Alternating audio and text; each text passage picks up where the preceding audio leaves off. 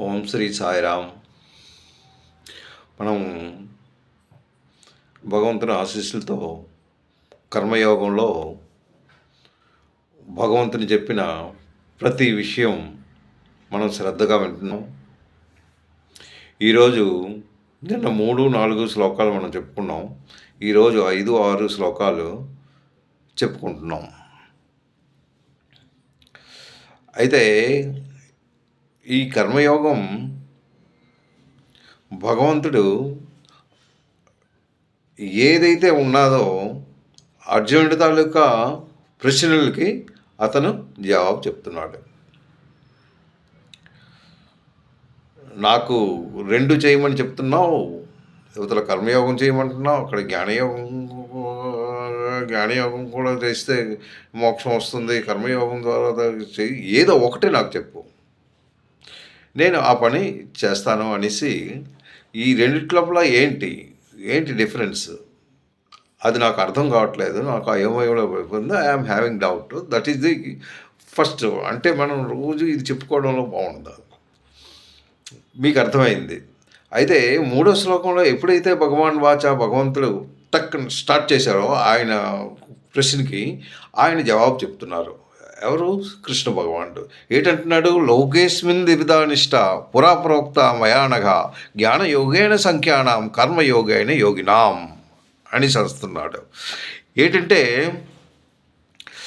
ఓ అర్జున, నీకు ఇప్పుడు కాదు, నేను కొన్ని వేల సంవత్సరాల క్రితమే నేను చెప్పాను. ఇవి ప్రతిదీ 2గా ఉన్నాయి. ఒకటి సంఖ్యాయోగం ద్వారా నువ్వు జ్ఞానాన్ని సంపాదించవచ్చు, అలాగే కర్మయోగం ద్వారా కూడా నువ్వు మోక్షం సంపాదించవచ్చు అనేసి నేను 2 దారులు నీకు చూపించాను. అది ఈరోజు కాదు, ఇప్పుడు నేను చెప్పేది కాదు, ఎప్పటి నుంచో నేను చెప్పుకుంటూ ఉంటున్నాను. ఈ 2 చాలా, ఈ రెండిట్లో ఏదైనా నీకు పర్వాలేదు, నువ్వు ఎలా చేస్తావు, నువ్వు జ్ఞానం ద్వారా చేస్తావా లేకపోతే కర్మం ద్వారా చేస్తావా, ఎలాగో ఒకలా నీ మోక్షానికి తావుని చూపించాను. జ్ఞానం ద్వారా కూడా వెళ్ళొచ్చు, కర్మం ద్వారా వెళ్ళొచ్చు అనేసి ఆయన 3వ శ్లోకంలో చెప్తూ 4వ శ్లోకంలో నా కర్మణామణారంభాత్ నైష్కర్మీం పురుషోస్నుతే నచ సన్యాసనాదేవ సిద్ధం సమాధి గచ్చతి నువ్వు పొందెదవు. ఇప్పుడు నా కర్మణామణారంభాత్, నువ్వు కర్మల్ని నువ్వు ఆచరించకుండా ఉన్నట్టయితే కూడా నువ్వు వెళ్ళగలవు. మనుష్యుడి కర్మలను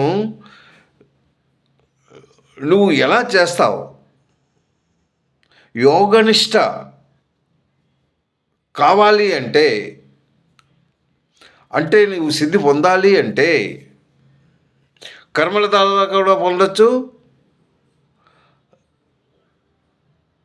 ఎలా అయినా నువ్వు పొందగలవు. అంటే నువ్వు కర్మల ద్వారా చేయొచ్చు, జ్ఞానం ద్వారా కూడా చేయొచ్చు అనేసి. నువ్వు కర్మలను విడిచిపెట్టినంత మాత్రాన నువ్వు సిద్ధి పొందవు. అంటే నీకు మోక్షం, కర్మలను విడిచిపెట్టిస్తే నాకు మోక్షం వచ్చేస్తుంది అనేసి అనుకుంటున్నావు. అంటే కర్మలు చేయకుండా ఉండి నేను ఏ కర్మను చేయను, నేను జాగ్రత్తగా ఉంటాను, నాకేం అవసరం లేదు అనేసి బుద్ధిగా ఒక దగ్గర కూర్చుంటే you will not get the మోక్ష. కర్మలు చేస్తూ ఉండాలి. అలాగే ఇది ఎలా చెయ్యాలి అనేది మీకు వివరించాను. ఏంటి, జ్ఞానం ద్వారా ఎలాగా మోక్షం కలుగుతుంది, వాళ్ళు ఎలా మోక్షం చెందుతారు, వీళ్ళు ఎలా మోక్షం చెందుతారు అన్నది మీకు ఇదివరకు నేను వివరించాను. మళ్ళీ దీనికి మనం పెడితే ఇంకా ముందుకు వెళ్ళాము. అందు గురించి కర్మలను నువ్వు ఆచరించకుండా నైష్కర్మ్యం అంటే మోక్షం, అందులోకి నువ్వు వెళ్ళావు. నువ్వు కర్మలు చేస్తూ ఉండాలి. కర్మలు చేయకుండా చేయకుండా కూర్చుంటే నువ్వు అక్కడికి వెళ్ళలేవు. ఆ తర్వాత ఇది ఈ ఈ అంటే నువ్వు సాంఖ్యయోగంలో ఎలా అయితే చెప్పాడో ఆ విధంగా నువ్వు ఉండాలి. ఉన్నట్టయితే నువ్వు వెళ్ళగలవు. అంటే మొత్తం ఇదంతా విడిచిపెట్టియాలి టోటల్గాను. ఈ శరీరమే నాది కాదు అనేసి నువ్వు విడిచిపెట్టినట్టయితే స్థితప్రజ్ఞుడిగా ఉండాలి. స్థితప్రజ్ఞుడిగా ఉండాలి అంటే మనకి అంతగా సాంఖ్యయోగంలో ఎలా అయితే చెప్పాడో అలా మనం ప్రవర్తించినట్టయితే నువ్వు వెళ్ళగలవు. కర్మలను విడిచిపెట్టి నేను వెళ్తాను అంటే అది అవ్వదు. కర్మలు నువ్వు చేస్తూ ఉండాలి అనేసి 4వ శ్లోకంలో చెప్తూ ఇప్పుడు 5వ శ్లోకంకి ఏం చెప్తున్నాడో మనం జాగ్రత్తగా విందాం.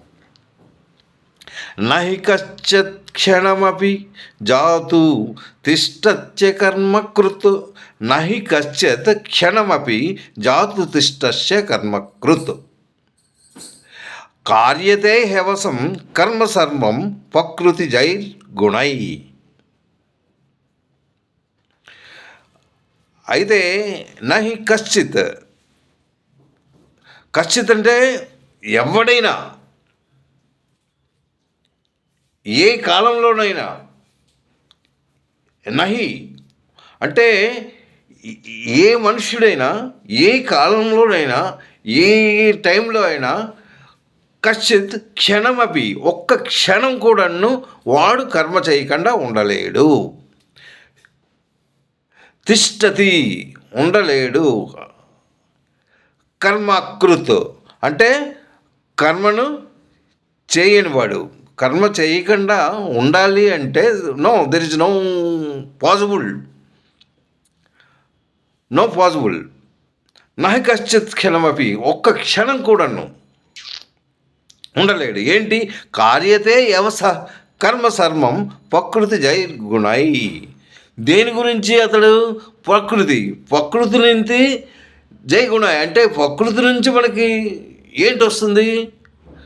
ప్రకృతి నుంచి నీకు గుణాలు ఎప్పుడైతే నీలో ఉన్నాయో, అంటే ఏంటి ఆ గుణాలు? సత్వగుణం, రజోగుణం, తమోగుణాలు. ఈ తమోగుణాలు ఎక్కడి నుంచి వస్తున్నాయి? ప్రకృతి నుంచి వస్తుంది. ఈ ప్రకృతితో నువ్వు ఎప్పుడైతే నువ్వు ఉన్నావో యు ఆర్ విత్ ప్రకృతి. ఆ ప్రకృతి ద్వారా ఇది వస్తుంది. ఇది వచ్చినప్పుడు ఏదైతే ఈ సత్వరాజో తమో గుణాలు ఎప్పుడైతే నీలో ఉన్నాయో నువ్వు ప్రతిదీ కర్మ చేస్తూనే ఉండాలి. అది ప్రేరేపిస్తుంటాయి నీకు కర్మ చేయమని. కర్మ చేయకుండా నువ్వు ఉండలేవు. ప్రతి నిమిషము, ప్రతి సెకండు, ప్రతిదీ నువ్వు కర్మ చేస్తూనే ఉండాలి. కర్మ చేయకుండా ఎవ్వడు, ఎటువంటి వాడు కూడాను వాడు ముందుకు వెళ్ళలేడు.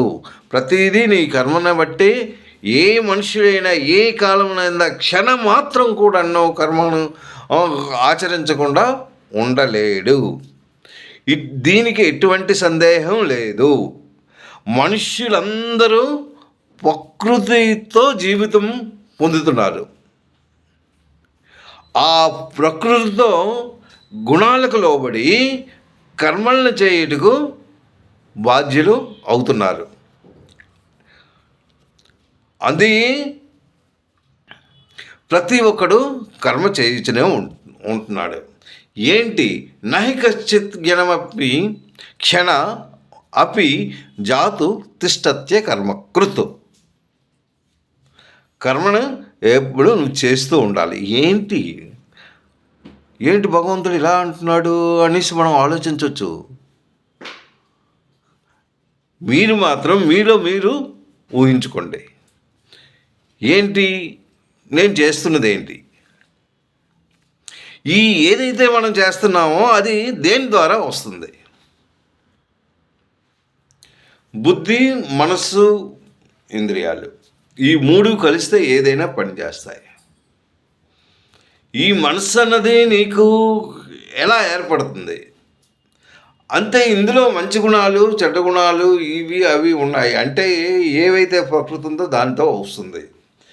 ఈ మైండ్ ఎప్పుడు మనస్సు అన్నది కలగకపోతే ఏ పని కూడా మనం చేయలేము. మనస్సు ప్రేరేపిస్తుంటుంది. మనస్సు ప్రేరేపించినప్పుడే మనం కర్మను చేస్తుంటాం. అయితే భగవంతుడు ఏం చెప్తున్నాడు? సత్కర్మలు చేయమంటున్నాడు. ఆ సత్కర్మలు ఎలా చేయాలి అంటే, ఇప్పుడు మనకి ఏవైతే గుణాలు మనకు ప్రేరేపిస్తున్నాయో, ఈ 3 గుణాలు ఏవైతే మనకు ప్రేరేపిస్తున్నాయో ఆ 3 గుణాల్లో మనం కంట్రోల్ చేసుకుంటూ వెళ్ళాలి. సత్వగుణం ఏం చేస్తుంది? రజోగుణం ఏం చేస్తుంది? తమో గుణం ఏం చేస్తుంది? సత్వగుణం ఎప్పుడూ సత్యం వైపు లాగుతుంటుంది. రజోగుణం ఒక బలవంతంగా ఏదైనా ఒక పని వచ్చినప్పుడు దాన్ని బలవంతంగా దాన్ని తీసుకెళ్తుంటుంది. నువ్వు ఆ పని చేయి, నువ్వు ఆ పని చేయి, నువ్వు ఆ పని చేయి అని. తమో గుణం ఏంటి? అది అన్నిన్ను ప్రేరేపించదు, కొంతవరకు ప్రేరేపిస్తుంది. మిగిలినంతను తన బద్ధకంతో ఉండిపోతుంటుంది. రేపు చేద్దాం, రేపు చేద్దాం, ఎల్లుండి చేద్దాం, ఎల్లుండి చేద్దాం, బస్ ఇది దాని తాలూకా పని. ఈ పనులతో వీడు సతమతం అవుతుంటాడు. వీడికి రజోగుణాల్లో కోరికలు ఉంటాయి. ఆ కోరికలు తీర్చుకోవడానికి ఇంకన్నో ఏవో ఏవో ఏవో చెయ్యాలనే ప్రేరేపిస్తుంటాడు అనమాట. అందుకే ఇది కచ్చిత్, ఒక్క నిమిషం కచ్చిత్ అంటే ఏ మనుష్యుడైనా క్షణమపి జాతు తిష్టత్య కర్మాకృత్, కర్మలు చేయకుండా ఉండలేడు. కార్యతే యవసం కర్మం సర్వం ప్రకృతి జై గుణై, అంటే గుణముల చేత నువ్వు ఈ కర్మలు చేస్తున్నావు అనేసి దీని తాలూకా మీనింగ్ అనమాట. నువ్వు కంపల్సరీ కర్మలు ప్రకృతి నుంచి వచ్చిన ఏవైతే వస్తున్నాయో నువ్వు కర్మ చేయక తప్పదు. అది ఎలాంటి కర్మలు అనేది నువ్వు నిర్ణయించుకోవాలి. ఈ 3 గుణాల్లో సత్వగుణం, రజోగుణం, తమో గుణాలతో ఈ 3 గుణాలు ఏకమై నీలో వస్తున్నాయి. ఈ 3 గుణాలతో నువ్వు ప్రేరేపిస్తున్నావు, ఈ 3 గుణాలతో నువ్వేమో కర్మలు చేస్తున్నావు అనేసి ఇందులో చెప్పాడు. తర్వాత ఇది 5వ శ్లోకం. 6వ శ్లోకంలో వేస్తున్నాడు, కర్మేంద్రియాణి సంయమ్య యస్తే మనసా స్మరన్ ఇంద్రియార్థాని విమూఢాత్మ మిథ్యాచార స ఉచ్యతే. కర్మేంద్రియాణి సంయమ్య, సంయమ్య అంటే దాంతో కలియక, అంటే అదుపు చేసుకోవాలి. ఏంటి? కర్మేంద్రియాని, సమస్త ఇంద్రియాలను. ఈ ఇంద్రియాలు ఎలా వస్తున్నాయి? ఇంద్రియాలు జ్ఞానేంద్రియాల, కర్మేంద్రియాలు ఇవన్నీ మనసుతో ఏకీభవిస్తున్నాయి.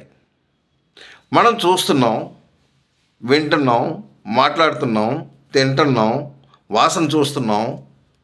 ఇదంతా జ్ఞానేంద్రియ, అంటే జ్ఞానంతో కూడుకున్నవి. ముందు ఒక ఆలోచన అంటూ వస్తుంటుంది. ఒక ఆలోచన లేనిదే ఏ పని చేయనవో. ఇవేంటి? జ్ఞానేంద్రియాలు. చూస్తుంది ఆ వస్తువు చూసి ఇది నాకు కావాలి. ఏదైనా వింటున్నాం, ఆ వింటుని దాన్ని మనం అనుసరిస్తూ ఉంటాం. ఏదైనా ఒక వాసన చూస్తుంటాం, ఆ వాసనను బట్టి మనకి ఫలానది కావాలి అనేసి అంటున్నాం. ఇదంతా జ్ఞానేంద్రియాల ద్వారా నీకు వస్తున్నాయి. అలాగే కర్మేంద్రియాలు ఏం చేస్తున్నాయి? అవి పని చేస్తున్నాయి. వాటిని ఫలితం, అది ఆ పని చేస్తూ ఒక ఫలితాన్ని చేసి చూపిస్తుంది. జస్ట్ ఇట్ ఈస్ గివింగ్, మీకు ఇన్ఫర్మేషన్ ఇస్తుంది, ఫలానా పని. ఇవన్నీ పనితో కూడినవి. ఇవన్నీ ఎక్కడి నుంచి వస్తున్నాయి అంటే నీకు పుట్టుకతో వచ్చాయి. ఇవి జ్ఞానేంద్రియాలు, కర్మేంద్రియాలు ఇవన్నీ. దీంతో గుణాలు ఎలా వచ్చాయి అంటే నీవు ప్రకృతితో వచ్చింది. ఈ గుణాలతో మంచి చెడు ఇవి అన్ని నువ్వు నిర్ణయించుకునేది బుద్ధి సామర్థ్యం ఉండాలి. అది ఉంటే నువ్వు ఇవి చేస్తున్నావు అన్నమాట. అయితే కర్మేంద్రియాన్ని సంయయ యాస్తే మనసా స్మరన్, నువ్వు మనసులో స్మరిస్తే కానీ నీకు అవ్వదు. అయితే ఇవి ఏం చేస్తున్నావు? బలవంతంగా ఈ ఈ ఏవైతే కర్మలు చేయకుండా నువ్వు బలవంతంగా నువ్వు అవి అదుపులో పెట్టుకుంటూ ఇంద్రియ నిగ్రహం చేస్తూ ఇంద్రియాలని ఒక కంట్రోల్ చేస్తూ నేను ఈ పని చెయ్యను అనేసి అనుకుంటుంటావు. నాకు భగవంతుడి దగ్గరికి నాకు మనసు వెళ్ళాలి అనేసి అనుకోని నువ్వేం చేస్తున్నావు? కానీ మనసులో ఉన్న ఆలోచన మాత్రం ఆలోచిస్తూనే ఉంటుంది. ఎప్పుడు ఏదో ఒక ఆలోచన. ఒకసారి మీరు టెస్ట్ చేసుకోండి. నీకు ఆలోచన లేకుండా ఒక దగ్గర కూర్చోగలవా? నువ్వు కూర్చోలేవు.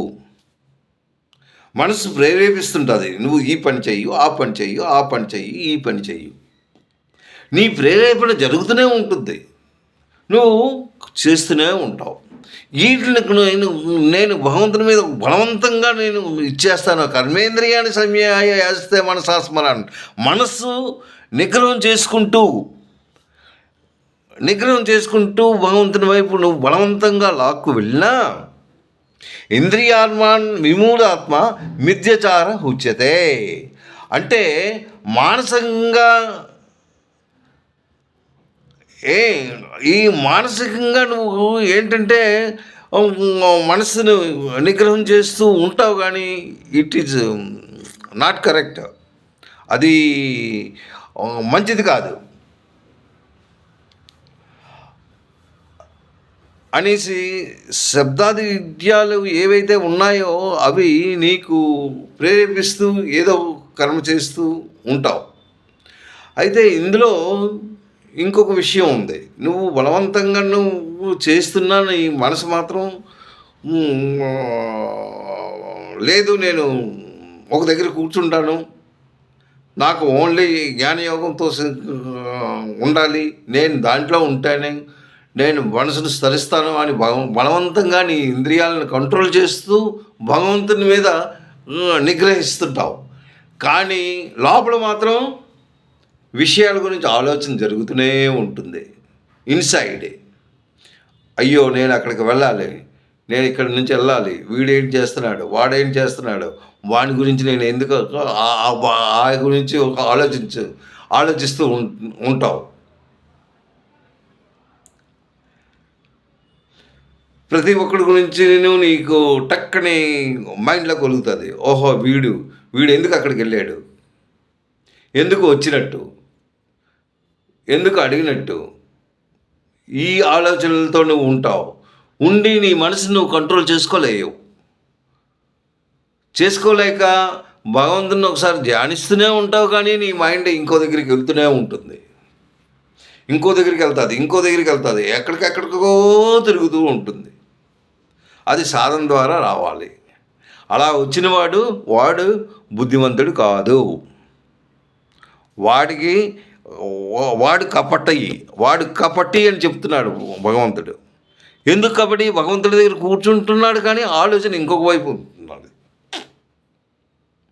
అలాంటి వాడు అసలుగా దగ్గరికి చేరలేడు అని ఇక్కడ కర్మేంద్రియాన్ని సంయమ్య యాస్తే మనసాస్మరణ్ చింతిస్తుంటుంది మనసు. ఇంద్రియార్థాన్ అంటే ఈ విషయాల గురించి, ఇంద్రియార్థాన్ అంటే ఏవైతే విషయాల గురించి వాడి గురించి పట్టుకోవడం, వీడి గురించి ఇవి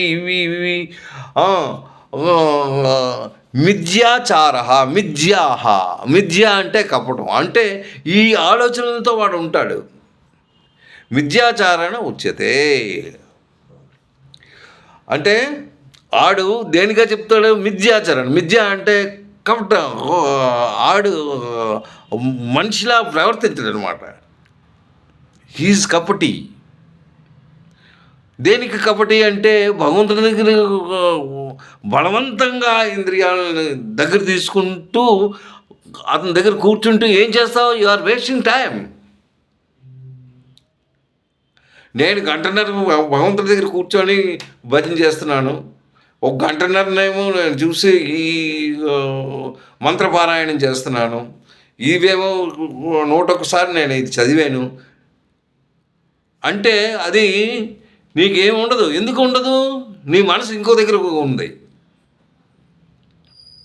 ఇక్కడ నువ్వు చెప్తున్నావు ఓం నమో నమశ్చాయ, ఓం వేదాయ నమ, ఓం సర్వేశ్వరాయ నమ, ఓం సిద్ధాయ నమ, ఓం సంకల్పాయ నమ, ఓం ఇవి అంటూనే ఉన్నావు. కానీ మైండ్ ఇంకొక దగ్గర ఆ భగవంతుడిని పూజ చేస్తున్నావు, కానీ మైండ్ పరిగెడుతుంది.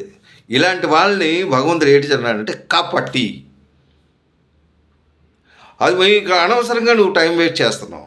దానివల్ల నీకు ఎటువంటి ఉపయోగం కూడా లేదు. It is not correct. నువ్వు చెయ్యాలంటే నీ ఇంద్రియాన్ని కంట్రోల్ చేసుకో. ఇంద్రియాన్ని కంట్రోల్ చేస్తూ ఎటువంటి వైపు వెళ్ళకుండా దాన్ని ఏమో కంట్రోల్ చేస్తూ భగవంతుని వైపు తీసుకెళ్తే దాంట్లో కొద్దిగా ఉపయోగం, కానీ దీంట్లో మాత్రం ఉపయోగం లేదు. నువ్వు ఎప్పుడూ ఆలోచిస్తూనే ఉంటావు, ఏ ఆలోచనతోనే నువ్వు సతమతం అవుతుంటావు అనేసి 5వ శ్లోకంలో చెప్పాడు. మనం ఈరోజు 6వ శ్లోకం అంటే 5, 6 నేర్చుకున్నాం. నెక్స్ట్ భగవంతుడు ఏం చెప్తున్నాడో మనం విందాం. ఇది ఒకటికి మించింది ఒకటి, ఒకటికి మించింది ఒకటి, ఒకటికి మించింది. భగవంతుడు ఎంత చక్కగా చెప్పుకొని వస్తున్నారో అది దాన్ని మనం పట్టించుకుందాం, మనం ఒకసారి నేర్చుకుందాం ఏంటి చెప్పారు భగవంతుడు అనేసి. ఇందులో 5వ శ్లోకంలో నహి కశ్చిత్ క్షణమపి జాతు తిష్టచ్చే కర్మకృత్ కర్మాత్ హ్యవస కర్మ సర్వ ప్రకృతి జైర్గుణే. ప్రకృతితో సంబంధించినవి ఏవైతే గుణాలు నీకున్నాయో